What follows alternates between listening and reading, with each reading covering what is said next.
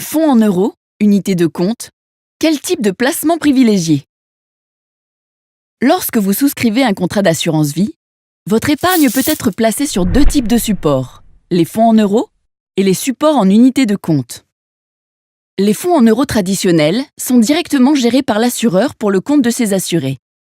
Ils sont essentiellement composés de placements obligataires et comptent, dans une moindre mesure, des placements monétaires, immobiliers et actions.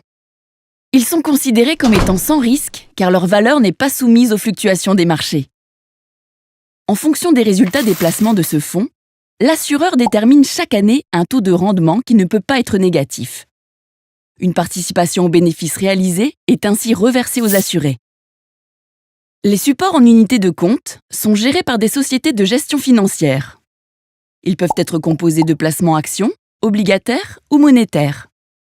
En investissant sur ces supports, vous achetez un nombre de parts dont la valeur peut fluctuer, à la hausse comme à la baisse, en fonction de l'évolution des marchés financiers.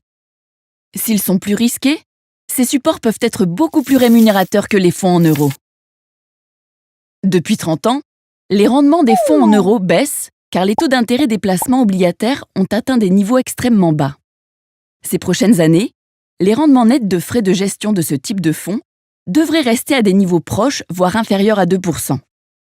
Avec une inflation attendue à 2%, cela signifie pour les investisseurs un rendement réel, ou rendement net d'inflation, proche de 0%, voire négatif.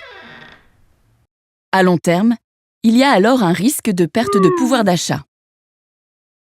À l'inverse, les supports en unité de compte composés d'actions offrent de meilleures perspectives de rendement à long terme, malgré un risque de perte important à court terme. Prenons l'exemple du support en unité de compte ALM Action France, investi dans des actions d'entreprises françaises. Entre le 24 avril 2015 et le 11 février 2016, il a réalisé une performance cumulée négative de moins 20,28%. En revanche, sur une période de 5 ans, entre le 6 juillet 2012 et le 7 juillet 2017, le support a réalisé une performance cumulée de plus 76,83%, soit une performance moyenne annuelle de plus 12,05%. Pour assurer la rentabilité de votre épargne sur le long terme, il est donc primordial de repenser votre stratégie en investissant en partie sur des supports en unité de compte. Votre conseiller vous guidera pour choisir des supports adaptés à votre projet, votre sensibilité au risque et votre expérience des marchés financiers.